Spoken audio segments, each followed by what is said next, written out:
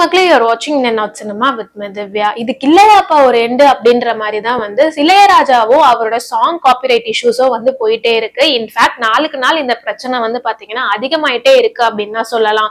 இப்ப என்னடா புது பிரச்சனை அப்படின்னு பாத்தீங்கன்னா, மஞ்சுமல் பாய்ஸ் இந்த படம் இந்த வருஷத்தோட எல்லாருமே வந்து பாத்தீங்கன்னா சர்ப்ரைஸ் பண்ணி ஒரு பிளாக் பஸ்டர் ஹிட் கொடுத்த படம் அப்படின்னு சொல்லலாம்.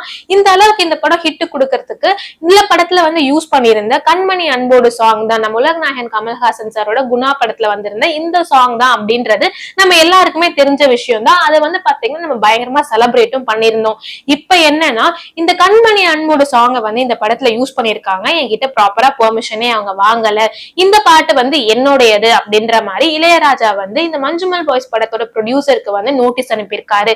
இந்த படத்துல இருந்து இந்த சாங்கை ரிமூவ் பண்ணணும், ஆர் வந்து பாத்தீங்கன்னா எனக்கு நஷ்ட ஈடு கொடுக்கணும் இந்த படத்துல இந்த சாங்கை யூஸ் பண்ணதுக்காக அப்படின்ற மாதிரி ஒரு நோட்டீஸ் அனுப்பியிருக்காரு. என்னப்பா இது, இவ்வளவு மாசம் ஆயிடுச்சு இந்த படம் ரிலீஸ் ஆகி.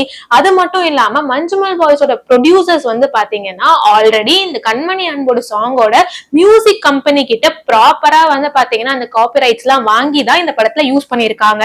இப்ப இளையராஜா வந்து பாத்தீங்கன்னா இது என்னோட பாட்டு, எனக்கான காப்பிரைட்ஸ் இருக்க பாட்டு, இதை எப்படி அவங்க யூஸ் பண்ணலாம் அப்படின்னு அவங்க மேல நோட்டீஸ் கொடுத்திருக்காரு. இந்த மாதிரி விஷயங்கள்லாம் வந்து இளையராஜா எதுக்காக பண்றாரு, உண்மையிலே ஒரு பாட்டுக்கு யாருக்குதான் உரிமை இருக்கு அப்படின்றதெல்லாம் வந்து இப்ப வரைக்கும் வந்து பல பேரோட கேள்வியா இருக்கு.